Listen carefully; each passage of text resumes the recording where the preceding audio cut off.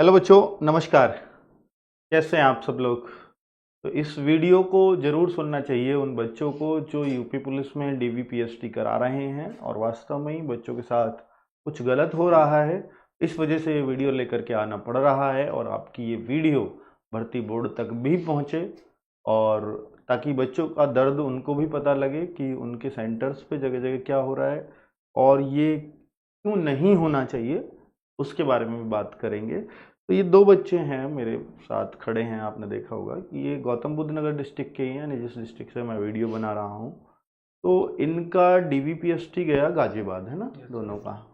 तो गाजियाबाद में इन्होंने डीवीपीएसटी कराया और आजकल एक मामला बड़ा जोरों पर है। मेरे पास इनकी ही कंप्लेंट नहीं आई, उन्नाव से तो मामला जोरों पे कई बार अखबारों में भी आ गया है और लखनऊ में जिनकी डीवी हुई है वो बहुत सारे बच्चे कंप्लेंट कर रहे हैं। तो अलग अलग ज़िलों से कंप्लेंट आ रही हैं क्योंकि शायद सारे ज़िलों पे सभी जगह पे गाइडेंस चली गई होंगी कि इस तरह की ईडब्ल्यूएस सर्टिफिकेट नहीं लेना है।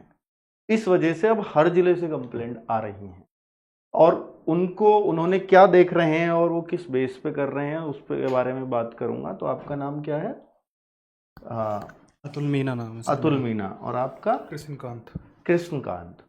ये दो लड़के हैं, अतुल मीना और कृष्णकांत। इन दोनों को ईडब्ल्यूएस सर्टिफिकेट कितने कितने मार्क्स हैं आपके? कितने एक बार? सर मेरे 210 रो मार्क्स हैं। 210 हाँ, रो मार्क्स। हाँ मेरे 214 है हाँ, approx। ठीक है, अभी नॉर्मलाइज तो आया ही नहीं है। नहीं, तो नहीं। ठीक है।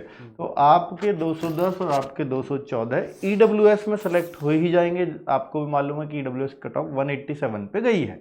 दोनों बच्चे ईडब्ल्यूएस में हैं। तो ऐसे मान रहे थे कि हम बिल्कुल सेफर साइड होंगे और सेफ होते भी शायद। और लेकिन ये सर्टिफिकेट जैसे ही लगा तो सर्टिफिकेट लगते ही वहां आ रहा है कि आपको प्रोविजनली अनफिट कर दिया और आपकी कैटेगरी चेंज करके आपको जनरल में डाल दिया गया है। क्योंकि अगर आप यहाँ से अनफिट हो गए तो सीधी सी बात है कि आपको कैटेगरी बदलनी ही पड़ेगी क्योंकि आपका ईडब्ल्यूएस सर्टिफिकेट नहीं चला है, यानी अब आप जनरल में ही काउंट किए जाओगे। तो जनरल की कट ऑफ ही 214 पे है, तो आपके तो 210 है, आप तो वैसे ही बाहर हो गए। और आपकी अगर थोड़ी एक नंबर भी बढ़ी तो आप भी बाहर हो। तो कुल मिलाकर के जैसे ही जनरल में जाएंगे तो ये दोनों बच्चे वैसे ही बाहर हैं। तो ये ऑब्जेक्शन केवल इन बच्चों का नहीं है, ये हर डिस्ट्रिक्ट वाले बच्चे का है। और ये कैसे पता कि उन्होंने आपको जनरल में डाल दिया है, प्रोविजनली अनफिट कर दिया, ये उन्होंने खुद लिस्ट निकाली है। वो लिस्ट भी मैं आपको दिखाऊंगा।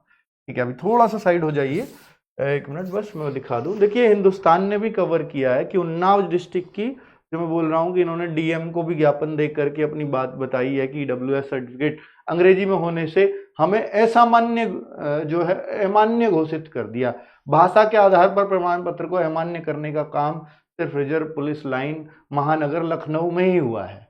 उन्नाव के ज्यादातर मतलब मुझे लग रहा है सभी बच्चों का शायद लखनऊ हुआ होगा डीवीपीएसटी। तो ये बच्चों को ये लग रहा है कि और जगह ऐसा नहीं हो रहा है, पर ये मैंने आपको गाजियाबाद की भी आपको हालत बता दी है।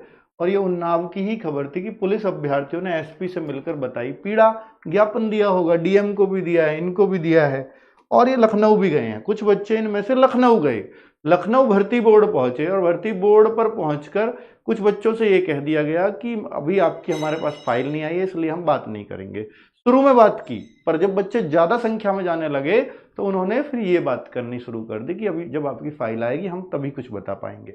लेकिन जो शुरू में बात की थी वो ये की थी कि 2-3 दिन के अंदर, क्योंकि मामले ज्यादा आ रहे हैं, आपका सॉर्ट आउट हो जाएगा।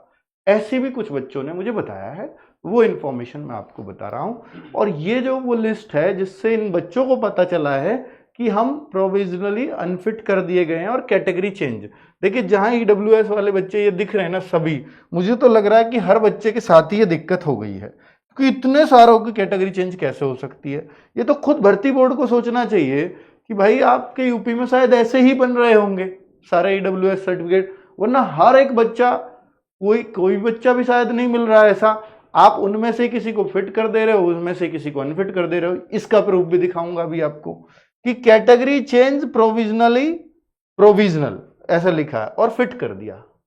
Category change provisional and fit, category change provisional and fit, ये सब ईडब्ल्यूएस के पे ऐसे ही लिख रहा है।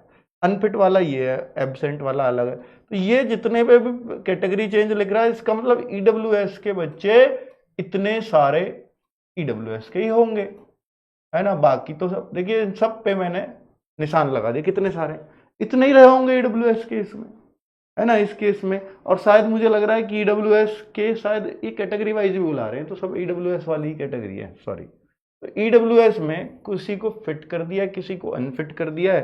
क्या जो फिट किया गया है उनका बिल्कुल सही था?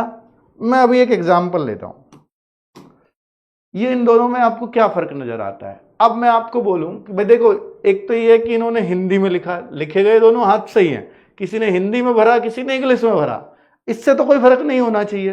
पर बाकी फॉर्मेट की एक लाइन टू लाइन अगर आप पढ़ने लग जाओ कि इसमें क्या लाइन लिखी है, उसमें क्या लाइन लिखी है, वो सब एक जैसी है, बिल्कुल कुछ भी फर्क नहीं है। ऊपर गवर्नमेंट ऑफ इंडिया, किसी में गवर्नमेंट ऑफ यूपी भी लिख देते हैं, उसमें कोई दिक्कत नहीं है। गवर्नमेंट ऑफ इंडिया लिख दिया, गवर्नमेंट ऑफ यूपी लिख दिया, तो ये एक तो ये भी एक, अगर यही रीजन होता तो दोनों में ही गवर्नमेंट ऑफ इंडिया लिख रहा है, ठीक है।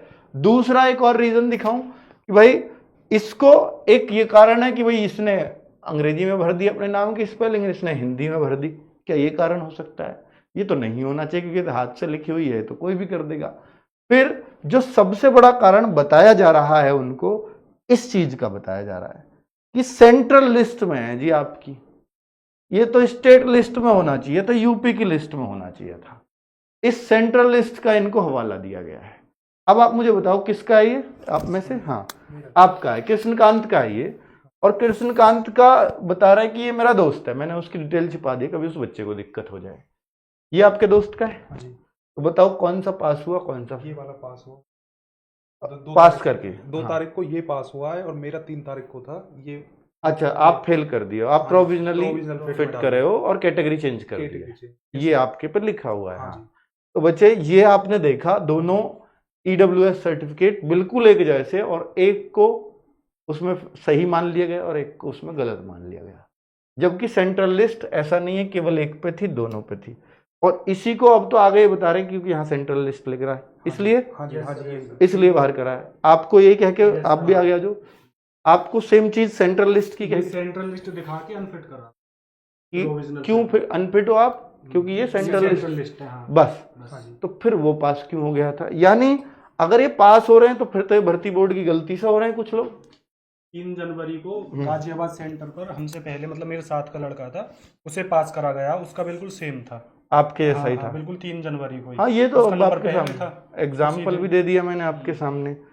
कुल मिलाकर के तो बच्चे, अब इसका सॉल्यूशन क्या है? देखिए सॉल्यूशन, भर्ती बोर्ड से पहले रिक्वेस्ट है कि देखिए, मुझे जो लगता है, या बच्चों को भी आप भी बताना, क्योंकि आपका ईडब्ल्यूएस सर्टिफिकेट है, कि जैसे देखो ओबीसी है, ओबीसी सेंट्रल लिस्ट में अलग हो सकता है, क्योंकि देखो जैसे जाट हम बोलें, तो एक एग्जाम्पल ले रहा हूँ एक कास्ट का, तो कोई बुरा भला ना माने, जाट कैटेगरी है तो वो ओबीसी, अगर स्टेट की में देखें यूपी में तो वो ओबीसी में आते हैं, लेकिन अगर उनको सेंट्रल की लिस्ट में देखें तो वो जनरल में आते हैं। तो ओबीसी में तो ये कंफ्यूजन है, बिल्कुल इसको मान सकता हूं, इसलिए वो स्टेट का मांगे तो ठीक है। लेकिन क्या ईडब्ल्यूएस में भी कुछ ऐसी जातियां हैं आपके अनुसार? कोई है कि भाई सेंट्रल की लिस्ट में तो वो आती है ईडब्ल्यूएस में, लेकिन स्टेट की लिस्ट में वो ईडब्ल्यूएस में नहीं आती? नहीं सर, ऐसा हमने तो, ऐसा तो मैंने भी नहीं सुना। तो फिर अगर ऐसा है, ऐसा नहीं है, सब सेम ही है, तो फिर ये सेंट्रल लिस्ट क्यों लिखा हुआ है? मतलब फिर इस सेंट्रल लिस्ट को ही क्यों देख रहे हो? फिर तो सेंट्रल लिस्ट हो या स्टेट लिस्ट हो, फर्क ही नहीं पड़ता। और फिर अगर ये इशू अगर मतलब और भी कर रहे होते, और भर्तियों में भी हो रहा होता, तो फिर ये बच्चे अब तक जागरूक होते। ये पहली बार ही पकड़ में आया है कि ये सेंट्रल लिस्ट लिखा होता है, इसलिए भी बाहर हो जाते हैं, वरना ये कभी नहीं लिखवाते। अब कुछ जो भर्ती बोर्ड ऑफिसर्स, मतलब जो पुलिस लाइन में इनके सर्टिफिकेट डॉक्यूमेंट वेरिफिकेशन ऑफिसर्स हैं, तो वो ये कहते हैं कि भाई जो है ये डॉक्यूमेंट्स आपके, मतलब ये उनको गाइडलाइन है, मैं ये नहीं कह रहा उनकी गलती है, तो उस गाइडलाइन के अकॉर्डिंग आपका यहाँ सेंट्रल लिस्ट लिखा हुआ है। यानी सबको ऊपर से शायद एक ही फॉर्मेट दे दिया गया है, और ये बोला गया है कि जो आपके नोटिफिकेशन में फॉर्मेट था बिल्कुल वही चाहिए, ये भी बोला गया। नहीं, उन्होंने तो हमसे ऐसा नहीं कुछ बोला। बोला है। हाँ, पर एक कहीं और से भी सुनने में आया है यही सुना। कि नोटिफिकेशन वाला ही फॉर्मेट चाहिए एग्जैक्ट। तो भाई अब वो कैसे लाएंगे ये बच्चे? क्योंकि तहसील में तो सीधी सी बात है कि तहसील में तो वो लोग ये कहते हैं भाई हमारे यहाँ तो ऐसा ही बनता है। तहसील में ये थोड़ी कह देंगे कि ये नोटिफिकेशन में से इस पे मोहर लगवा के लाओ, नहीं, ये तो कोई प्रोविजन ही नहीं है मेरे ख्याल से। वो उनका अपना सेट फॉर्मेट है, उससे ही बना के देते हैं वो, है ना। तो अब ये कुछ सॉल्यूशंस सुन लो कि जो हो सकता है जिनसे आपका सॉल्यूशन, क्योंकि ये समस्या का वो बता दिया मैंने, यही बातें थी सारी, और कुछ आपको कहना है इसके अलावा? नहीं। तो अब मैं सॉल्यूशन पे आता हूँ। तो देखिए, सबसे पहले तो एक ट्वीट करिए अपना अपना लेवल का, इसको ट्रेंड कराने की जरूरत नहीं है, इससे हम पहला काम करा चुके हैं। एक आपको मालूम होगा क्या काम कराया था कि जो फॉर्म था आपका एप्लीकेशन फॉर्म, वो डाउनलोड नहीं हो रहा था, और फिर हमने यही बोला था आकर के भैया इसका जो है आप अपना जाकर के भर्ती बोर्ड को इंडिविजुअली ट्वीट करो, और वो फिर फॉर्म का लिंक आया था कि आप डाउनलोड कर सकते हो। किया था आपने भी? चलो, तो ट्वीट इंडिविजुअली अपना अपना ट्वीट करिए और इनको टैग कीजिए, तो ये ट्वीट यहां चला जाता है सीधा @UPPRPB, है ना। तो भाई इसमें आपको कोई वो कराने की जरूरत नहीं है, ट्रेंड होना चाहिए, ये होना चाहिए, वो होना है, वो जरूरत ही नहीं है। भर्ती बोर्ड जाकर प्रार्थना पत्र दे सकते हो, जो आसपास के दूर के हो सकता है ठंड में ना जा पाए, तो वैसे तो अब इनको ठंड लगी नहीं होगी जो बाहर हो गए। तो कुल मिलाकर के भर्ती बोर्ड जाकर के अपनी एक एप्लीकेशन लिखें और बताएं कि हम इस पुलिस लाइन से हैं, तो भर्ती बोर्ड को भी पता चले कि हर पुलिस लाइन पे भारी दिक्कत हो रही है, तो कुछ तो चूक हुई है आप लोगों से, ठीक है।